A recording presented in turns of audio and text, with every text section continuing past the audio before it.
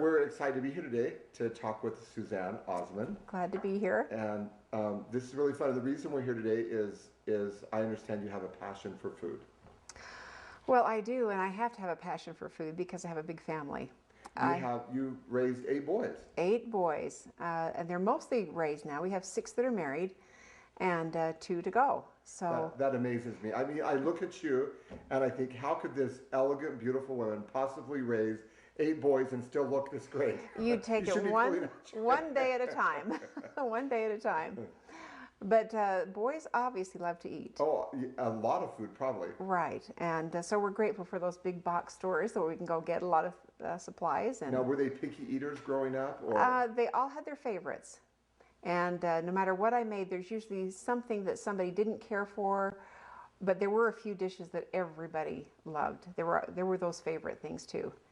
And so we found those things and tried to give variety and nutrition at the same time. And with that, I have learned a lot about cooking. And I was raised in a big family too. I was the oldest girl, 3rd of 7. And so my mother was a great cook. And she taught me a lot of tricks in the kitchen, how to have things all come out at the same time. That's kind of a talent, and how you have to gear things. Just the order of doing things so that it does come out well. And she was a great example of that. So she spent a lot of time in the kitchen. And obviously that really helped you to understand the value of spending time in the kitchen. Because in today's world, it seems like mothers are kind of moving out of the kitchen. Well, and I have a memory of when I was about 8 years old. I came home late in the day. It was a cold winter day. And as I walked into the house and smelled the cookies coming out of the oven and dinner being cooked in the kitchen, and just feeling that feeling of being home and the security, and I made a conscious decision at that time, at 8 years old, that my children were going to get that too. And so when there's a stormy day, my kids know it's a baking day. Oh my goodness. So when they come through the door, they know they're going to smell fresh homemade bread or cookies or something that says, welcome home. You know, I have the same memory of homemade bread growing up. We knew every Monday was homemade bread day, and to this day, when I walk in a room and smell homemade bread, I feel like I'm at home. And I'm probably the same thing for you. If you smell that, you've probably... Right. It's amazing what the smells of food do. You know, they've just had some studies come out that talk about that. Children coming home to fresh baked bread, the difference that makes. Now, I'm just curious, what was mealtime like in the Osmond family with 8 boys? Well, Alan had a saying in his family, which was 8 boys and 1 girl, survival of the fastest. So you had to be there and get, we usually ate more buffet. So if they wanted a lot right off the stove, it stayed warm that way, and if they wanted seconds, they could just go right back up and dish up what they wanted. But they always know, and even to this day, that about 6 o'clock at night, there's dinner. There's dinner time. And so we have boys that will just kind of stop in or call or whatever. Sundays, we have just an open door policy, whoever wants to come. So we make enough for the Army, and they show up. Somebody's here every Sunday. And we love that. We love having our children close. And I think it is that food that brings us together. It surrounds a table.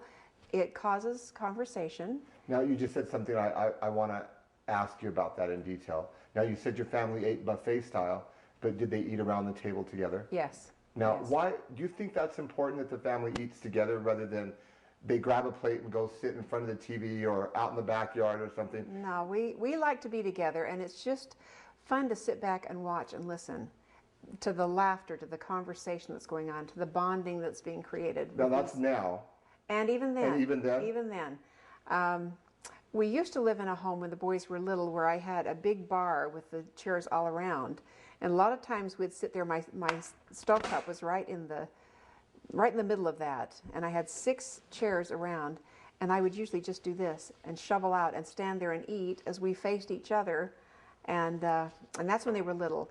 Then as we got a little bit more, a little older, we started going to the dining table.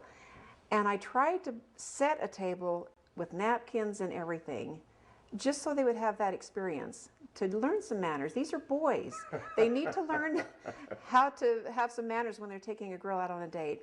And sometimes I would look around the table and I would say, who's using his napkin? because they'd be sitting there, and just to be funny, they'd pick it up and put it on their head. No, I'm using mine, just to be funny. Oh, how But they fun. still learned, what does a place setting look like? And how am I supposed to be eating at the table? Do I eat, do I use my manners that I've been taught, or do I not? Is it offensive when somebody else has not used manners at the table? So I think some of those lessons can be taught as well. That's a great point you bring up about, I never thought about, the importance of teaching manners. A lot of times when you talk about family gathering around the table and you think about lessons that they learn, but manners was one that, now, what are some of the other lessons? I think, and it's important, I really want our listeners to understand the importance of family gathering together. What are some of the other benefits that you saw with your family of gathering around the table? I mean, as a parent, were there things that you observed that you wouldn't have seen any other way?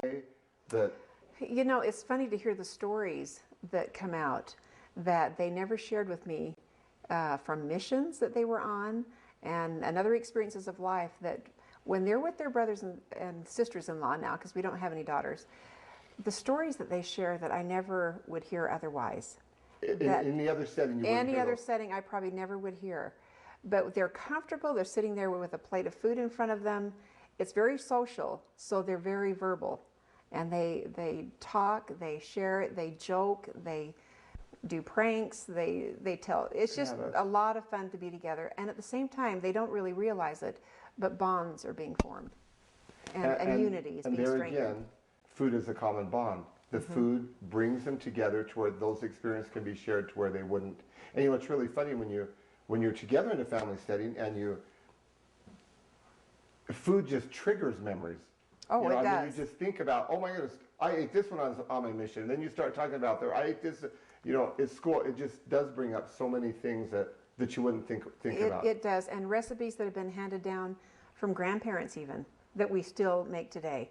There are some things we do that we know Grandma Great made, that we still love, And that that are just some of our even binds favorites. the family further back.